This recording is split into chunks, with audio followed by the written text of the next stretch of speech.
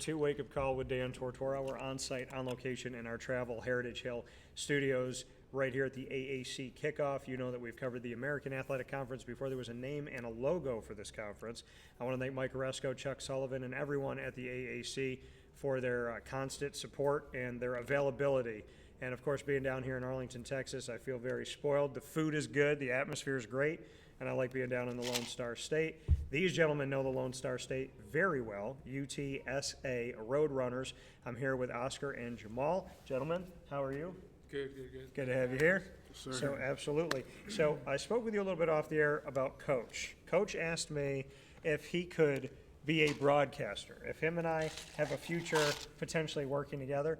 I'm going to start with you, Oscar. Do you think your head coach, Jeff Traylor, could hang in the broadcasting world? I say yes. Okay. Only if he loosens up more. Only if he loosens up. Okay. If he's starting to get a little strict, starting to get a little tight, it probably won't work out. So you think he needs? How does he loosen up? How can you get him to be a little more himself? You just gotta start joking around with him. Yeah. Just maybe talk about some golf first, and then Some golf. Okay. So I feel like I got him to loosen up a little bit here, but I didn't know the golf side. Why golf for him?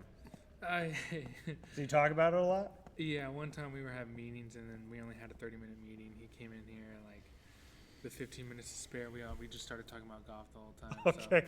So we kind of got carried away a little bit, and we were late for a stretch. So you were talking with him about golf. Are you a big golfer? I try to when I can. It's kind of hard.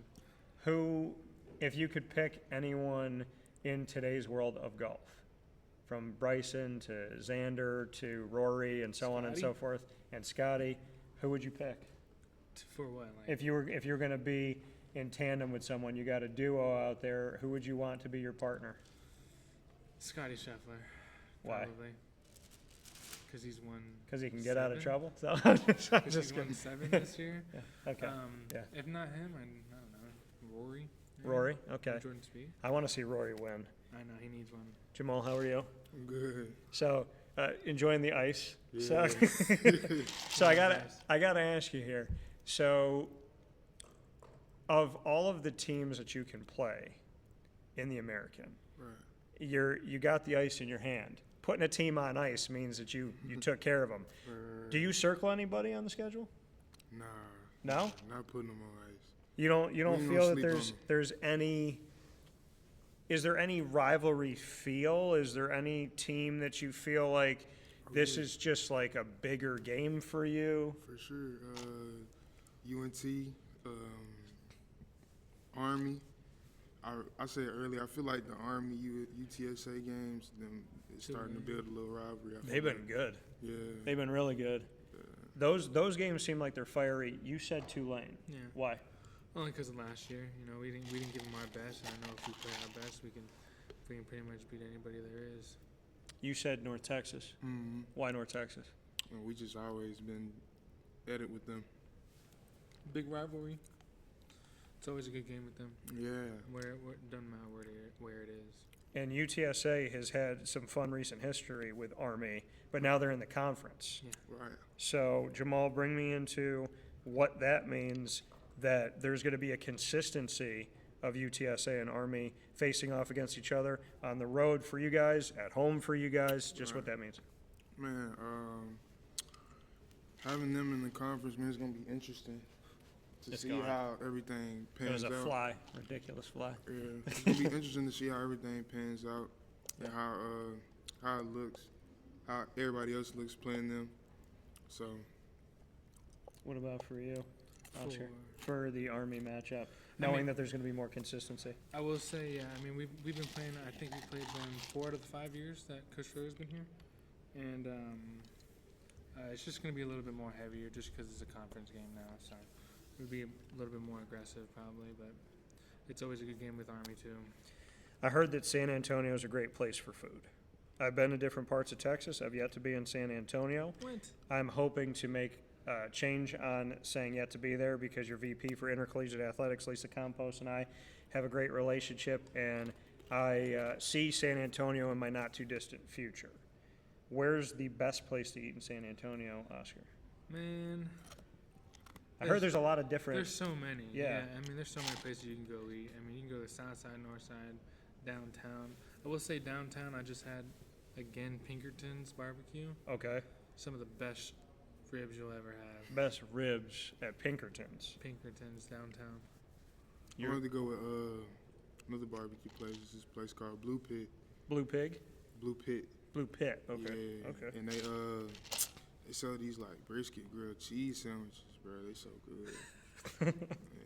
You guys talk about ribs and brisket, and you're speaking my language. I was born in New York, in upstate New York, in Syracuse, and I tell people to this day, I think that half of me was born in the South because of the food, the music. I like a lot of different types of music, but there's definitely something about the food and the culture. And as a single man in society, I could say there's a big difference between a woman talking to me in a New York accent and a woman talking to me with a Southern accent. There's a difference between how you doing, Dan, and how you doing, Daniel. Yeah, when I hear that, I am lost. So I'm lost. It's so easy. That's how you mesmerize me.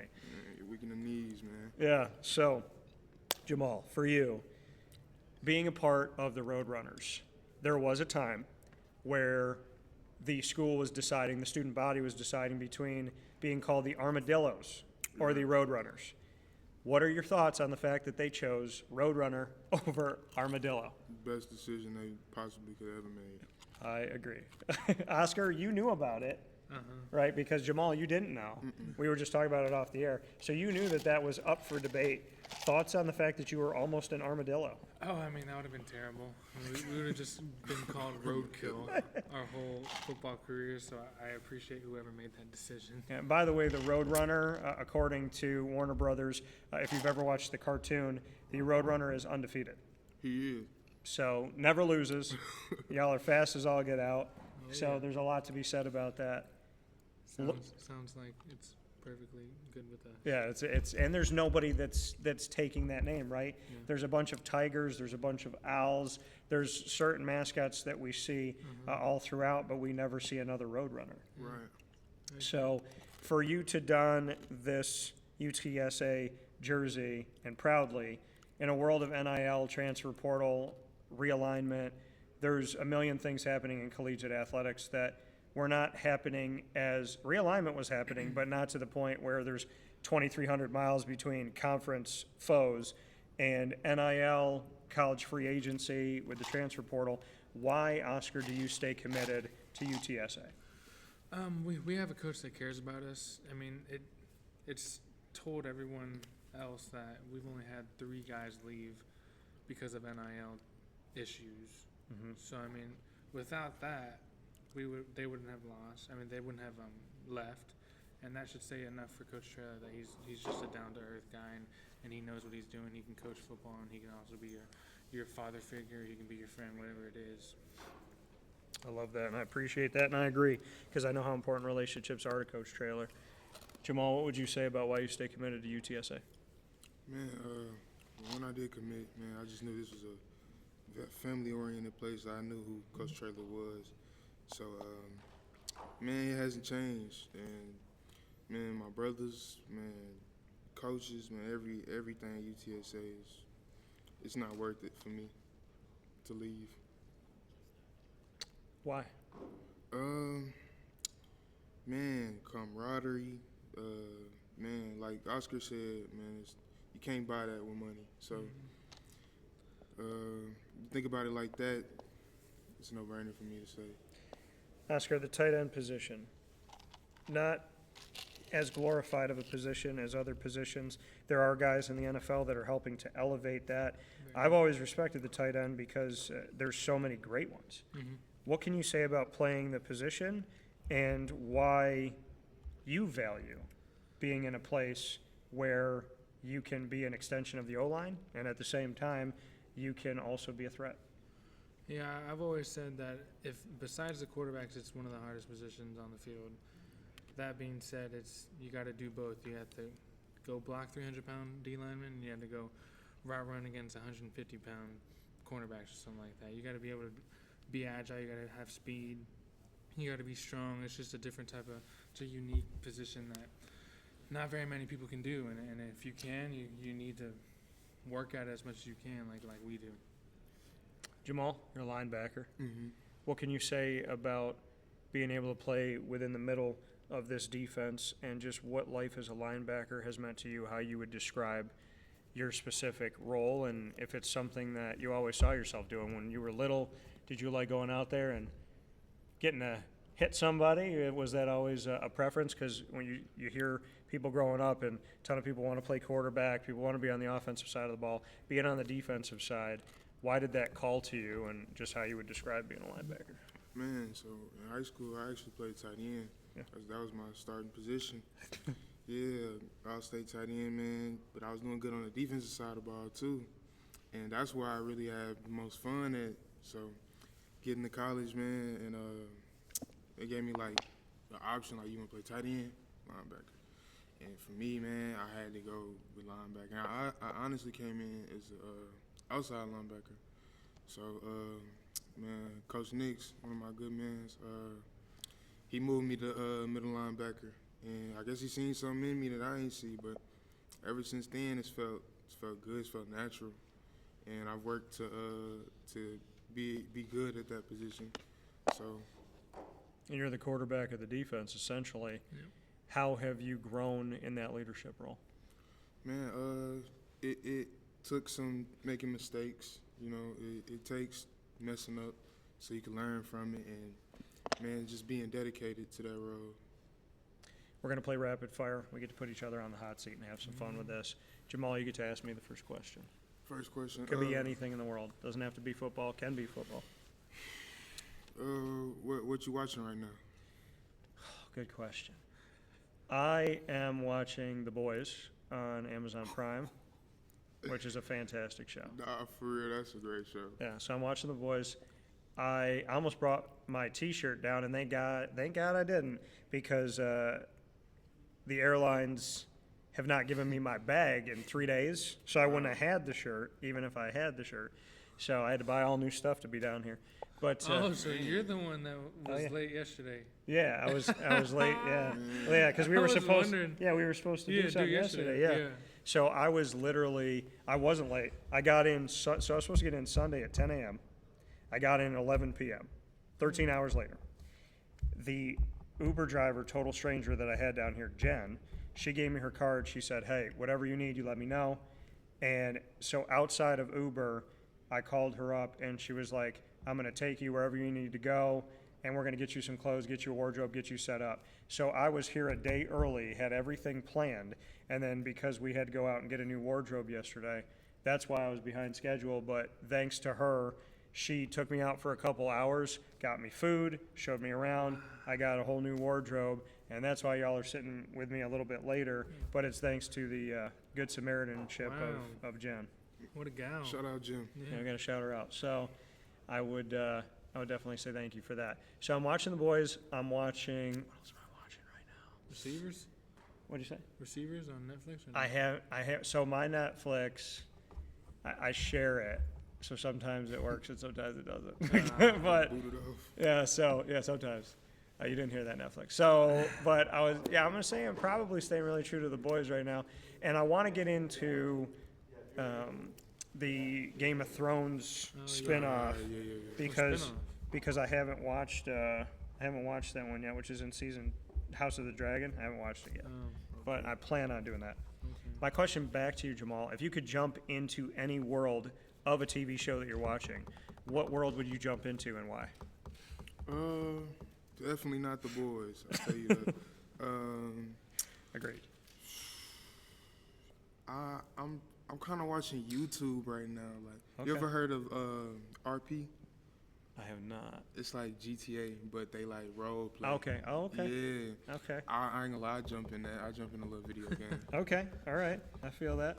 We're gonna have to get you on our YouTube channel as well. Well, this is actually gonna be there. So, all right, Oscar, what's your first question for me? Okay.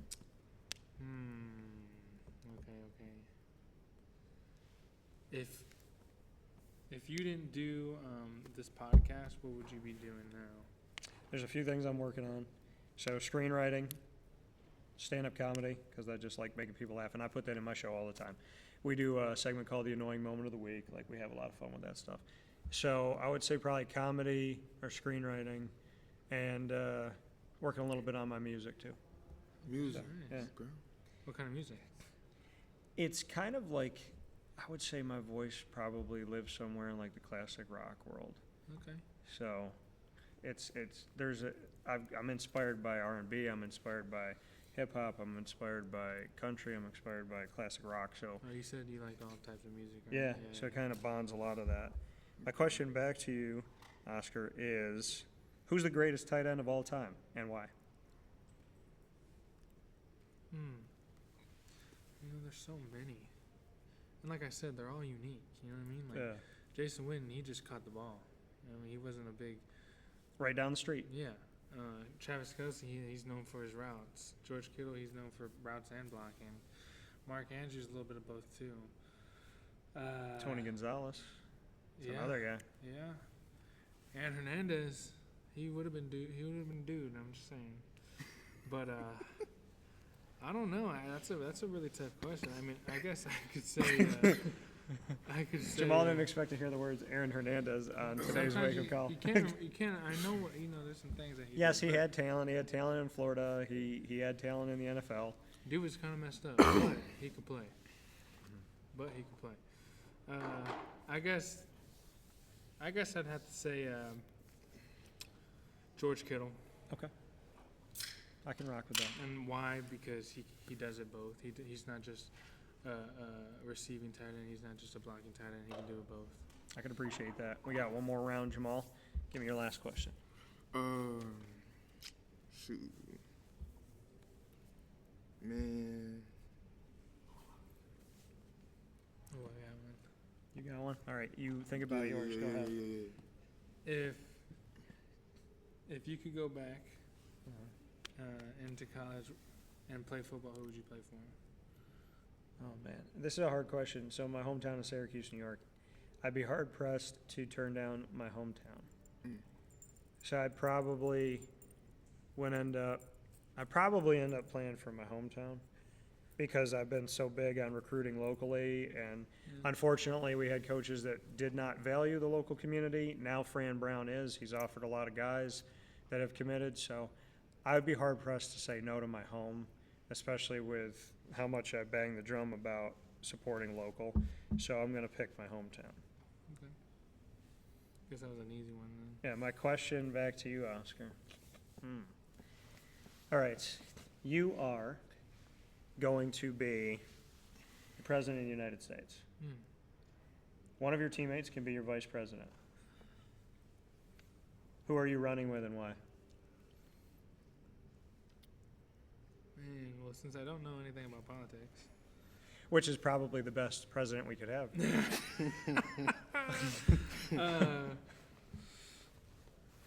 I have to go with someone. Honestly, I think I'd do DeAndre Marshall. Okay. That's solid. I ain't gonna Only lie, that's solid. because he is a huge history person. Okay. That's his major. That's what he does. I mean, he Right. just knows it all. And if you don't know where you've been, you have no idea where you're going. Oh, yeah. So that'd be good. All right. I like that answer. Jamal, you got your question? Yeah. So when you're not doing everything else, like how do you wind down? Like what do you do when you chilling? Honestly, so there's 4 things that I could shut my brain off. Playing basketball. Honestly, washing dish. I have a dishwasher. I've been in my house for over 8 years. I don't know, and I know people say it's easy. I don't know how to use a dishwasher because I wash by hand because I shut my brain off. So I'd say wash the dishes. I wind down, shut my brain off. Cooking. I love to cook. Yeah. And then working on my music and playing basketball. But I would say the easiest answer would have to be for somebody who speaks for a living. People are like, oh, you probably like, you talking and doing all this stuff. I said, no, when I go home, I love getting in bed, picking up my dog, Lily, putting her in the bed, and just turning something funny on and just winding. I got to watch something funny before I go to bed. So it's usually just kind of sitting in silence, hanging out with my dog. That's what's up, man. I feel like if I were to watch something funny, I wouldn't go to bed. Oh, no, I love making people laugh. So I like the challenge. I mean, Robin Williams is like an all-time great to me. But my any bucket list that I have, the one that's almost completely done is comedians. I've seen George Lopez. I saw Charlie Murphy, Eddie Murphy's older brother before he passed, who was on Chappelle's show. I saw Dave Chappelle. I saw Kevin Hart. Jim Gaffigan, Brian Regan, Joe Coy. I'm missing people. Who else did I see? I'm hopefully bringing my dad to see Sebastian Maniscalco. But yeah, I mean, I've seen almost every comedian I've ever wanted to see. And seeing George Lopez, Chappelle, I mean, these guys are kings. I would have loved to have seen Bernie Mac, but I became a Bernie Mac fan toward the end of his life. And he passed away at 50. I mean, way too soon. But Bernie Mac is so amazing. funny. And No we doubt. need his, like, real politically incorrect, like his comedy about, like, pretty much anything. Yeah, it's just- Bernie's just, and I still to this day, my buddy Isaac and I, we're like brothers. And when someone's talking to us about something that they don't know about, or we're not getting into that topic with them, we always end up saying to each other, whoever says it first, like, I don't know NATO, you don't know NATO, we don't talk about people we don't know. And that's from Head of State with Bernie Mac. So if you haven't seen it, watch it. We watch Bernie Mac during fall camp. Like if we're just watching or eating lunch or something, we just put it on. And Yeah. it's the funniest thing I've ever. Those are the good videos to send to people, especially when, like, it's like the middle of the day, middle of the night, you just want to get a laugh. Yeah. So Jamal, my question back to you, let's stick with comedy. Okay. If we were on a tour bus, the three of us, and we were touring with 3 comedians currently alive, which comedians would we go on tour with?